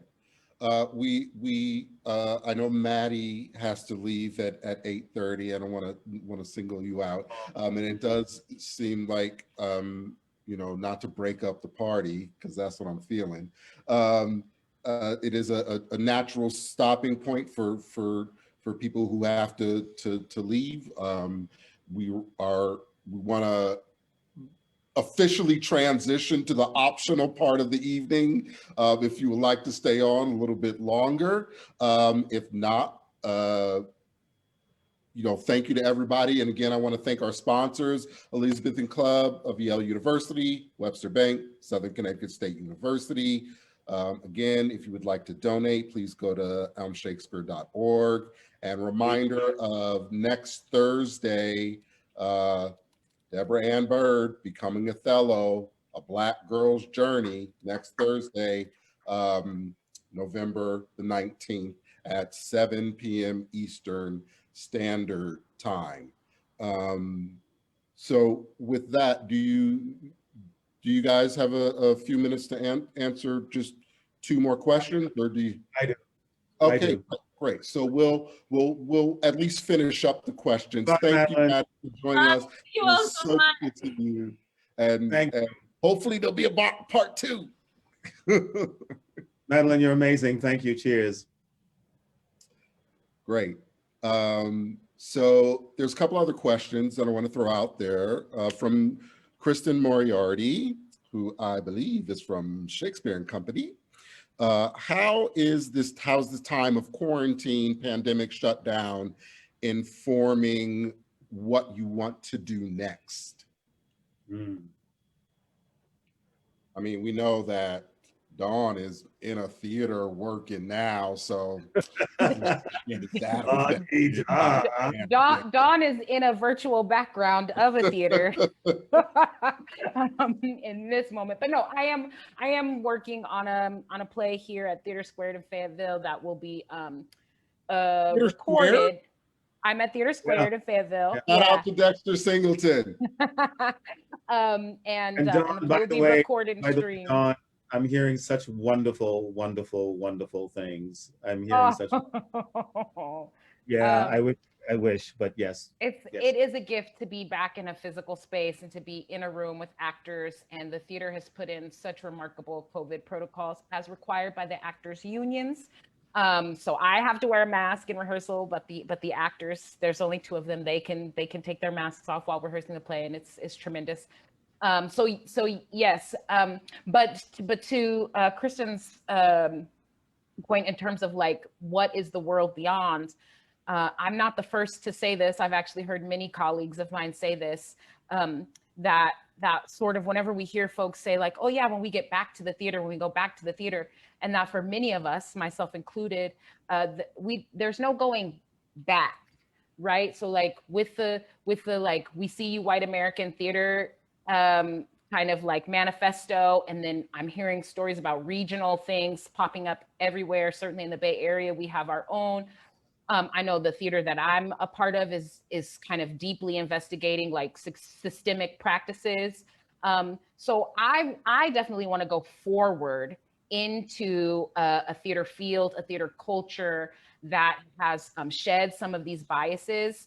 Maddie and I, just in the time of the shutdown, have been on, I think, 3 or 4 panels together having this very conversation. She, is writing this book chapter, and we did an interview as part of that.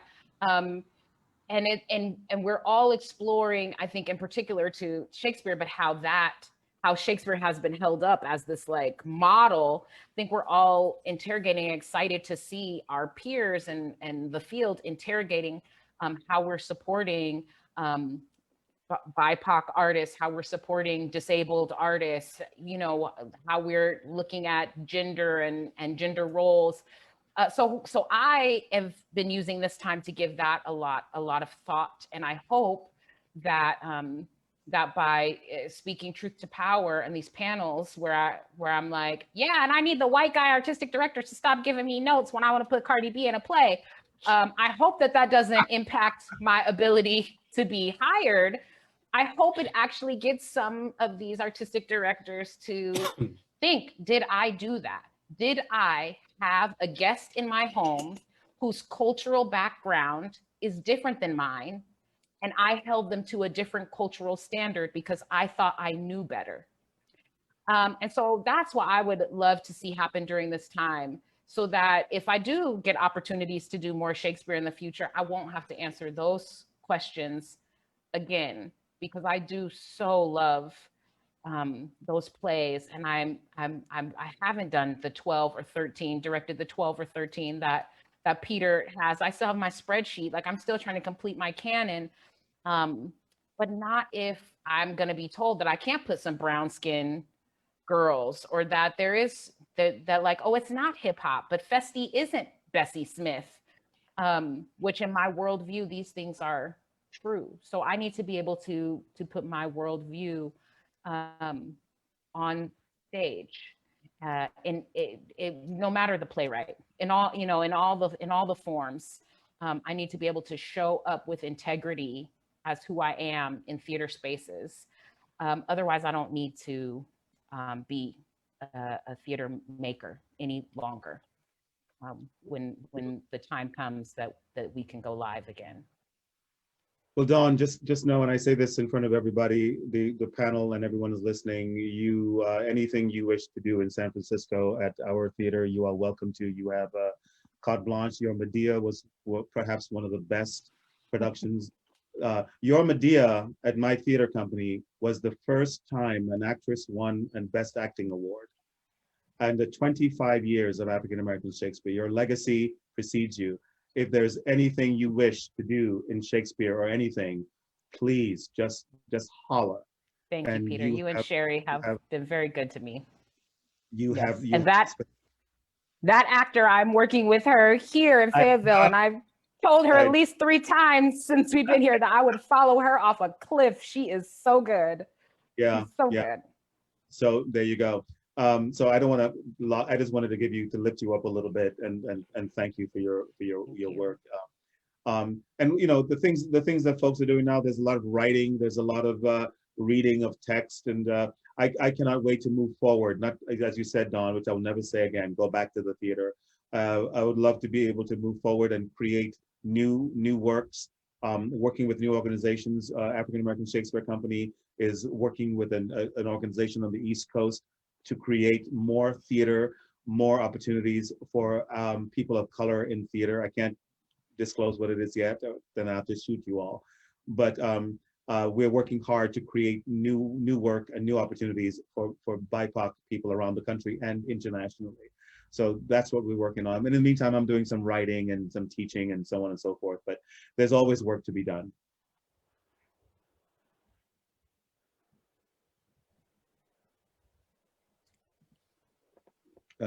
Question? Thank you. Thank you, sir. What, did I cut you off? No. Oh, or anybody? Cool. From Ariel Mayer. All right. This one's extensive. Ariel asks, is it Shakespeare's words that we need to evolve to take away the fear surrounding Shakespeare?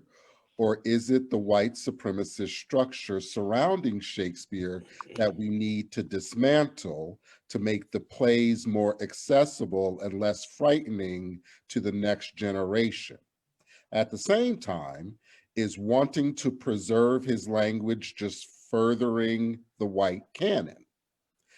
There needs to be an acknowledgement that whenever his words are spoken, it is heard by 21st century ears who haven't necessarily studied Shakespeare and come in with a mode of competence that is informed by racially charged history and racially charged society. Is worth preserving his language when perhaps his intent wasn't meant to be racist, well, but will be heard that way today. I recently heard something that this resonates with me. It said that we tend to think of white supremacy as the shark, but in fact, it's the water. That everything around us is based on white supremacy. The whole country, the whole ethos of the country, the whole establishment of the country, the idea of the founding fathers and the Constitution and the idea of democracy and all of that stuff. It's the water that we swim in. And of course, I think Shakespeare is totally part of it.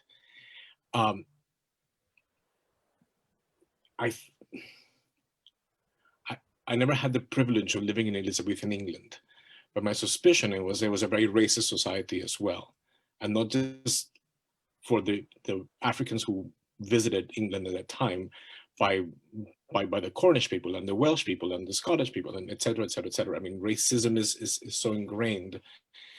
So I think that he wrote for a racist society.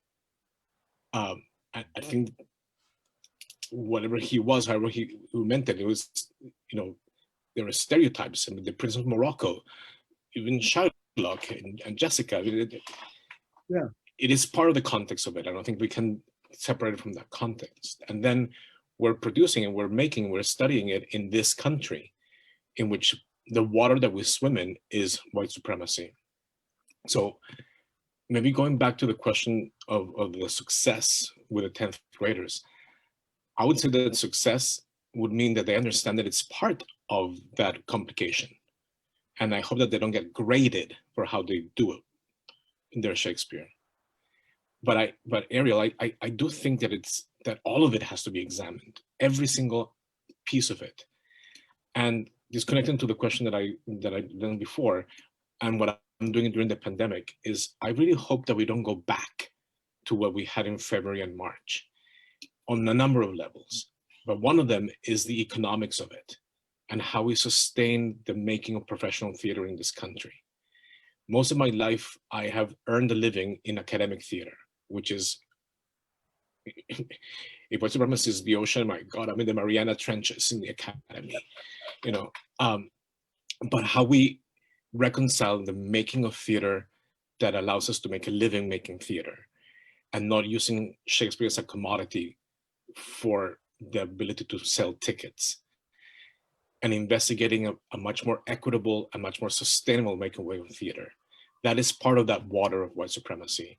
So I think that we need to re-examine the whole heaping lot of it.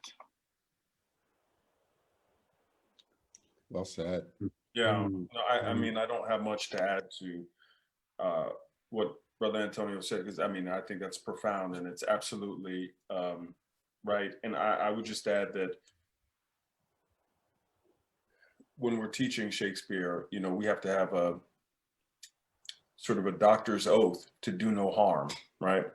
So even the acknowledgement that this is propping up white supremacy is a hugely important starter for a conversation, a rehearsal process, studying, interrogating the text. But I'd like to believe, perhaps naively, that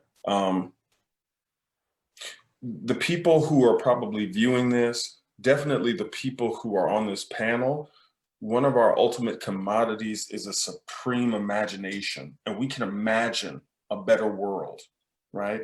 And I think, you know, lesser creatives would tend to color within the little Shakespearean color lines and box. But when we blow it out and really challenge it, because here again, I come back to my original end was that it could be done anywhere. And that's the genius of it. So if that is indeed the premise that we're going to operate on, let's blow it out and find out unequivocally that yes, yeah, it's all shapes and sizes welcome. But to Antonio's point, yeah, we do have to, I think one thing the pandemic has brought into tremendous relief and tremendously highlight is the gross inequalities that theater is a part of, quite frankly. Yeah. And at, you know, Classical Theater of Harlem, where I have the privilege to serve our community, that's one of our mission statements. It's ridiculous that we should charge $400 for a ticket for art. We got to really think about that model. Yep. And for me, just as a practitioner on it, I'm always designing, hopefully, the product with the 10-year-old Carl in mind. You're going to ask me to take 2 hours away from my Netflix, from my PlayStation 3, or whatever it is, to come into your theater and listen to an old white man tell archaic jokes. You better really have stretched your creative muscle to engage me. Yes. And Yes, I'm not a fan of conditioning kids to just buy into white supremacy. Because I think everybody here will agree the truest audience you're going to have after your brilliant opening night, everyone claps politely and there's cheese and there's Costco wine. The truest audience you're going to have is that 10 a.m. student fest. They are really going to let you know. Yes. That's why I brought up my student production, that student audience. My general audience is, yeah, they're gonna love it. But man, to have 95 students in there watching Magdalia Cruz's wonderful interpretation of the Scottish play, and not one cell phone was brought out, that's when I knew I had something there. Yeah, you're absolutely right. Sorry to interrupt. That's exactly that 10 a.m. audience, man. Woo! They're gonna let you know. They're gonna let you know. They're gonna let you know. You know, unapologetically. Unapologetically, they will let you know. Yeah. In a myriad of different ways. Yes. Like they won't let you know if they're disinterested. They will Right let away. you know how they feel about everything happening in front of them, just by, Yep. And as a director, by being a 10 a.m. student matinee. Yes, you have to take that into consideration. You have to understand your demographics. You have to understand the folks in 2020, 2021 who are sitting in the audience listening to your work. You have to take them into consideration. You can't be this high and mighty. And when we talked about heightened language, look, to me, heightened language is just when Barack Obama speaks at the United Nations, as opposed to when he's talking to his children, or when he's doing the correspondence jokes, right? When he's speaking at the United Nations, that language, that speech, that poise, that posture is heightened because of the situation. It doesn't necessarily mean to me now, as I rethink Shakespeare, it doesn't always mean to me that it should be pronounced in such a way that is very heightened. It's just the situation where he is there. That language is heightened. It's lifted. It's important. Yes, the world is watching you. Whereas, the groundlings the language for the groundlings is there for them, those folks who are standing right next to the stage right there. Nowadays it's switched, right? The audience is the orchestra is now the most important part of the stage, whereas way up in the top is no longer important. Those are the people who pay less money. And back in the day, it was reversed. The kings and queens and the duchesses and dukes, they were way up top, and the groundlings were right there where the orchestra is. So we have to understand that the language now, we have to make sure, as you said, Carl, we have to make sure that we know who our audience is. And we must play to them. They're the ones that's paying the $30, $40, $50 to see our shows. And we cannot make the mistake of not acknowledging them. Louis Armstrong said he played for the people. He played for his folks. You got to love your audience. He said all of your audience. He said he played around the world. He said, I love playing my horn around the world. I love playing my horn around. But he loved his audience. He played for them. And that's what we have to do when we interpret Shakespeare. Sorry, Rafael. No, it's okay. I just Gabby has used the hand raising feature, so I just want to make sure we get to her question. Yes, please. Before we wrap up. No apologies. I just want to quickly say, I do hope that we can find a different adjective than heightened for that kind of language that you're speaking about.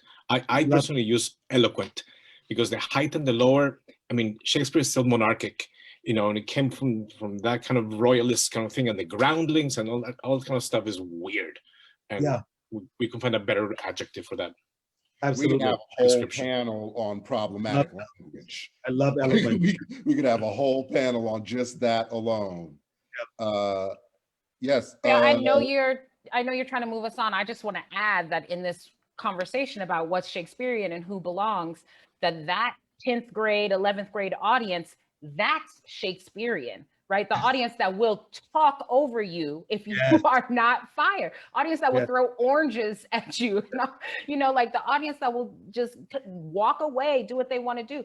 That's Shakespearean. So it's also the class problem we've created where we feel like, you know, like we make children, young people, young adults afraid to go to the theater, whether it's Shakespeare or anything. We just overwhelm them with this idea of etiquette, and then they don't even know that it's okay to laugh when it would be perfectly appropriate to laugh. Yes. They don't even know how to just like show up and be. So part of it too is of knowing who your audience is also like giving these student populations in particular permission to, when appropriate, laugh. Yes, you know, clap. like, we don't want side conversations. We haven't done our job if you having side conversations, but like, be with us. Be here with us, communicate, give us a yes, sis. Give us a, ooh, don't go in there. We want all of that. And that's what Dominique, it's how we're taught to behave in modern theater, right? You know, the lights go out, everybody stays really quiet. Keep the lights on. Keep the lights on. There were no lights in front of them. Don't turn the lights off. Right. But to Dawn Monique's point, that was never Shakespeare. Right. You know, our modern aesthetic of theater was not how this language was written to be performed. It looks like we lost Gabby in our exuberance. There is one more chat question, and then I think we're going to have to wrap up for the evening.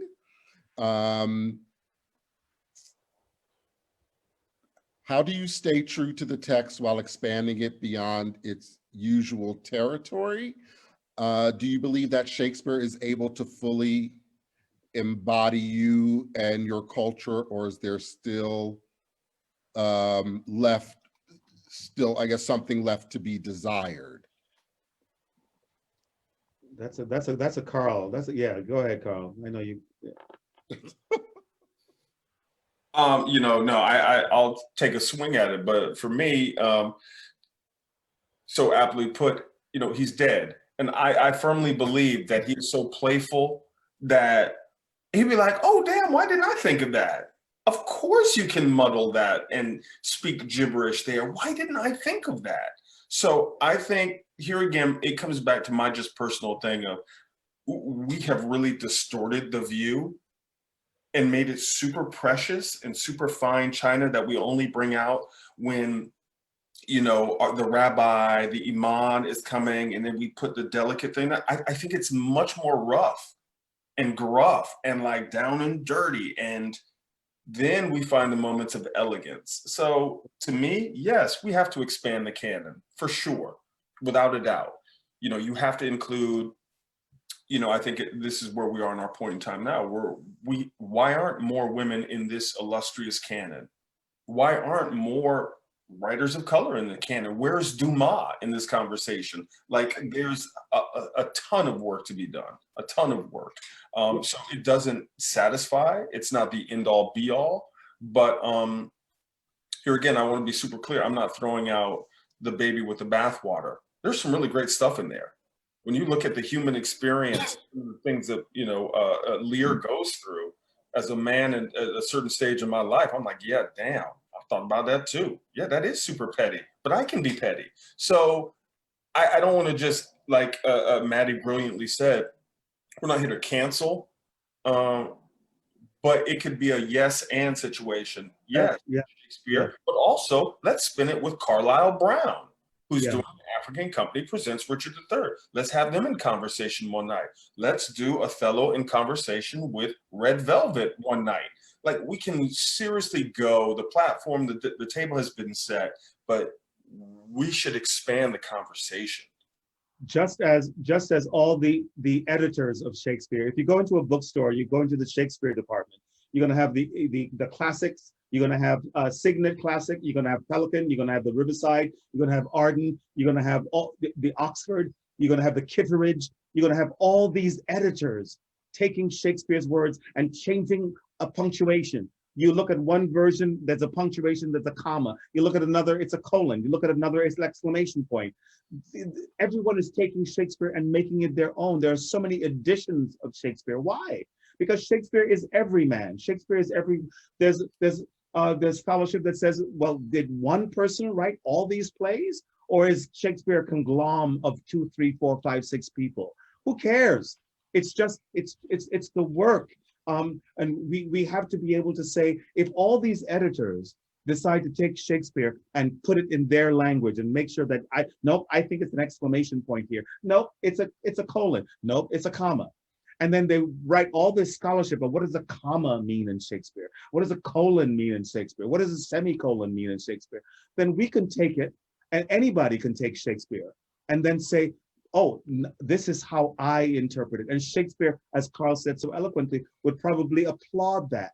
It's there for us. Shakespeare took his plays from stories. Yes, he was a radical adapter. Radical adapter. Why can't we do the same with Shakespeare's work? He was a radical adapter. All of his stories were based, all of his plays were based on stories. You know, again, we need a part 2 about this, but this is now our time to take this amazing work and transform it and say, this is how I look at it. This is the music I want to put under. I don't want to say Bear Botkin. I don't want to say that because no one knows what that means. I keep bringing that up. I know that's the thing with me. But I want to change it to, yes, I want to change it to that. I want to change it to that. And now people in the audience, people that look like me and sound like me will now say, oh, I get it now. Why did Mr. Rodriguez in high school teach me that? I said Rodriguez, didn't mean to be but that because my Shakespeare teacher in high school was Mr. Rodriguez. Why didn't he teach me that? Why didn't I know that? So because now we are here to do that, and that's our new task as artists and artisans and producers. The first folio was printed posthumously, right? Like Shakespeare wasn't writing for publication. Those quartos were illegal. Yes. You know, those were bootleg copies. So, Yep.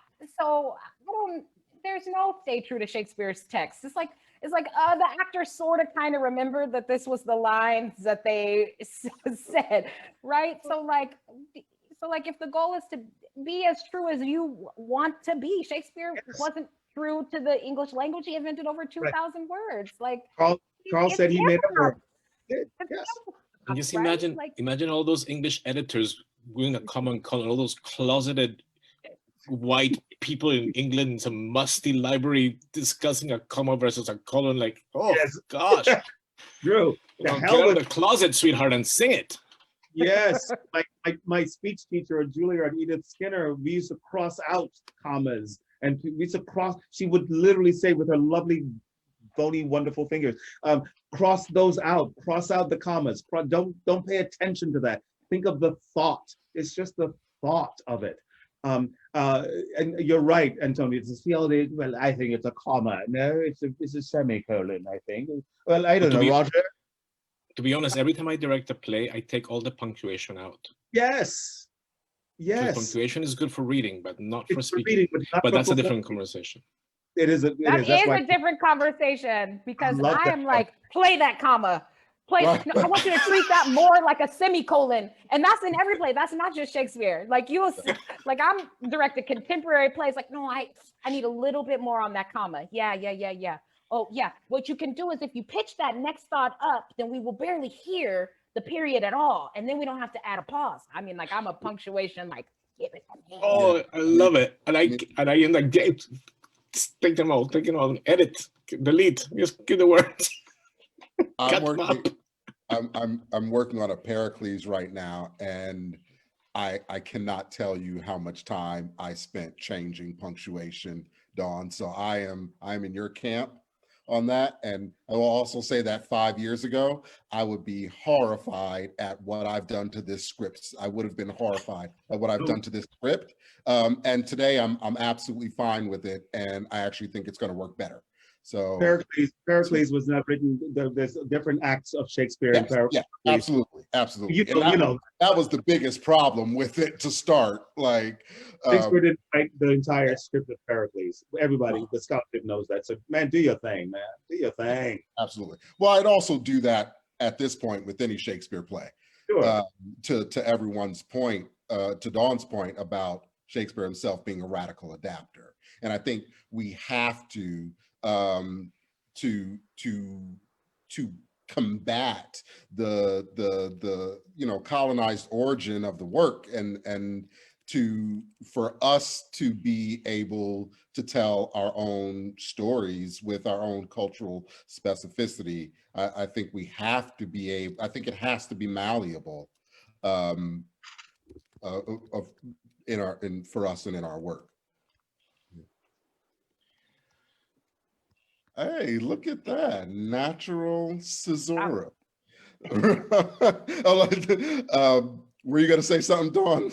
I was just gonna say that's an excellent close. Like right there, it has to be Yep. malleable if we're gonna continue to be ambassadors of this work. Right, right. Well, this is incredible. I sincerely, like I was only half joking when I said a part 2. Like I do it. actually sincerely hope that Let's do it. that can happen. It's such a pleasure, such an honor to be in this Here, space here. with all of you. Here, Does here. anybody have any final words before we wrap it up for the evening? I've been Thank you. been doing this for years and years and years, and I've learned so much from this panel tonight. I keep thinking, oh, I know so much. It was a pleasure. Carl, Antonio, of course, Dawn, Madeline, thank you. It was an absolute pleasure. I learned, I listened, I learned, I participated, I was heard. Thank you, Rafael. Thank you, everybody. It was a pleasure, absolute you. pleasure. Yes, thank you Great. so much. Buenas noches. Buenas noches, mi amigo. Cheers, everybody. Good And night, thank you. Elm Thank you Shakespeare again. audience. Thank you for having us. Cheers.